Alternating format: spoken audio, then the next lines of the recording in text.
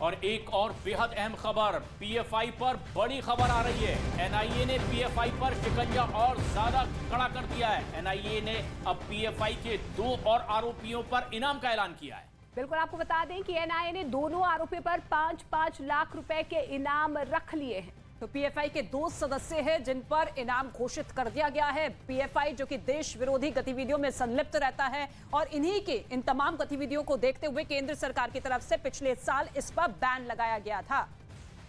इस बीच news 18 India को मिली exclusive जानकारी के मुताबिक पीएफआई यानी कि popular front of India Jammu Kashmir में आतंक की आग भड़काने में जुटा है। पिछले साल ही केंद्र सरकार ने आतंकी गतिविधियों में शामिल होने के आरोप में पीएफआई पर बैन लगा दिया था, लेकिन बैन के बाद भी आप देखिए किस तरीके से पीएफआई एक बार फिर से सिर उठाने की कोशिश कर रहा है और लगातार पीएफआई भारत में माहौल खराब करने की हर संभव कोशिश में जुटा हुआ है, एक बड़ी साजिश रच रहा है।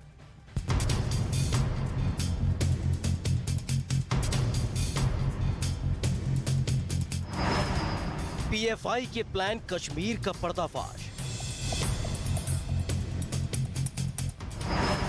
आतंकियों का मददगार बना पीएफआई। घाटी में माहौल बिगाड़ने की साजिश। न्यूज 18 के हाथ लगी पीएफआई की कश्मीर प्लान की जिस साजिश को हम बेपर्दा करने जा रहे हैं वे बेहद खौफनाक है। न्यूज 18 को मिली एक्सक्लूसिव जानकारी के मुताबिक पीएफआई ने हिंदुस्तान को आतंक की आग में झोंकने के लिए अब कश्मीर टेरर प्लान तैयार किया है, जिसके तहत वो जम्मू कश्मीर में आतंकी संगठनों की जड़ें मजबूत करने में जुटा है। पीएफआई के निशाने पर नौजवानों का ऑनलाइन ब्रेन वॉश। एजेंसियों का कहना है कि पीएफआई कश्मीर में लश्कर-ए-तैयबा, आईएसआईएस और अल-कायदा के लिए आतंकियों की भर्ती करने का काम कर रहा है और इसके लिए वो ऑनलाइन तरीके से कम उम्र के नौजवानों का ब्रेन वॉश कर रहा है ताकि किसी भी तरह कश्मीर में आतंकी संगठनों को फिर से जिंदा कर वहां बड़ी घटनाओं को अंजाम दिया जा सके। खुफिया एजेंसियों का कहना है कि पीएफआई कश्मीर में लश्कर-ए-तैयबा, आईएसआईएस और अल-कायदा के लिए आतंकियों की भर्ती करने का काम कर रहा है और इसके लिए वो ऑनलाइन तरीके से कम उम्र के नौजवानों का ब्रेन वॉश कर रहा है ताकि किसी भी तरह कश्मीर में आतंकी संगठनों को फिर से जिंदा कर वहां बड़ी घटनाओं को अंजाम दिया जा सके।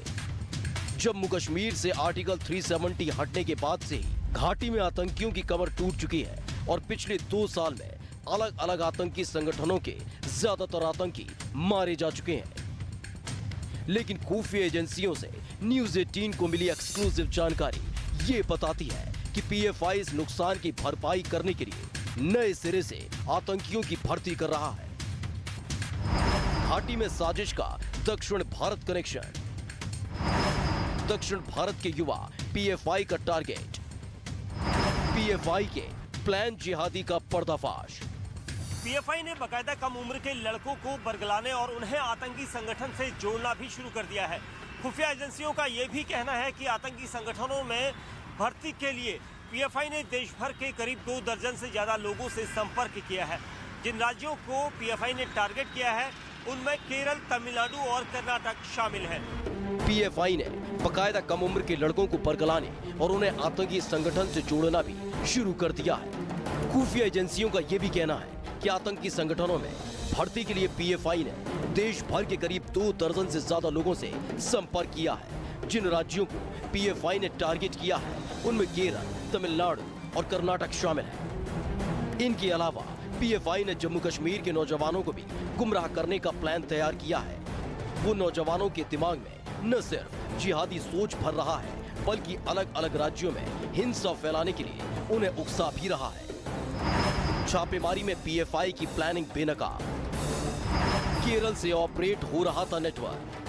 पीएफआई की साजिश का पर्दाफाश तब हुआ जब 2 दिन पहले यानी 17 जनवरी को एनआईए ने केरल के कोल्लम जिले के रहने वाले मोहम्मद सादिक नाम के एक आदमी के घर पर छापा मारा, जिसके एक्सक्लूसिव दस्तावेज न्यूज 18 इंडिया के पास मौजूद है। इस एक्सक्लूसिव दस्तावेज के मुताबिक सर्च ऑपरेशन के दौरान मोहम्मद सादिक के घर से कई संदिग्ध चीजें बरामद हुई, जिसके बाद उसे गिरफ्तार कर लिया गया।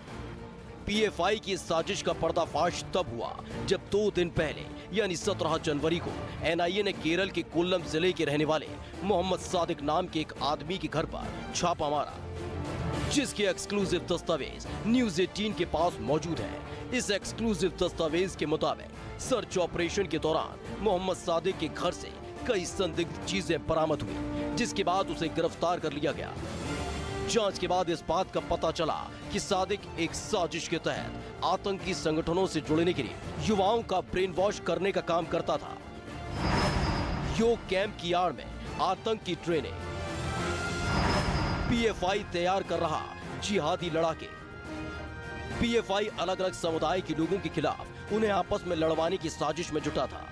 पिछले महीने ही न्यूज 18 ने एक्सक्लूसिव खबर दिखाई थी कि पीएफआई योग कैंप की आड़ में कम उम्र के लड़कों को लोगों की हत्या करने की ट्रेनिंग दे रहा है और इसके लिए पीएफआई ने केरल में ट्रेनिंग कैंप तक खोल रखे थे, जहां कम उम्र के लड़कों को कत्ल करना सिखाया जाता था। न्यूज 18 ने अपनी एक्सक्लूसिव खबर में यह भी बताया था कि पीएफआई दूसरे राज्यों में भी इस तरह के कैंप योग सेंटर के नाम पर चला रहा था, जिसे हिट स्क्वाड का नाम दिया गया था। सुरक्षा एजेंसियों के मुताबिक पीएफआई के हिट स्क्वाड में शामिल लड़के दोहरी जिंदगी जीते थे ताकि किसी को शक न हो और वो आसानी से अपनी साजिश को अंजाम तक पहुंचा सके। सुरक्षा एजेंसियों के मुताबिक पीएफआई के हिट स्क्वाड में शामिल लड़के दोहरी जिंदगी जीते थे ताकि किसी को शक न हो और वो आसानी से अपनी साजिश को अंजाम दे सके। मतलब ये कि बाहरी दुनिया के लिए वो आम लोगों की तरह ही रहते थे, लेकिन वो हर वक्त किसी की नजर में आए बिना देश में गड़बड़ी फैलाने की ताक में रहते थे। और अब पीएफआई का कश्मीर टेरर प्लान सामने आ गया है, जिसके बाद सुरक्षा एजेंसियां अलर्ट पर है।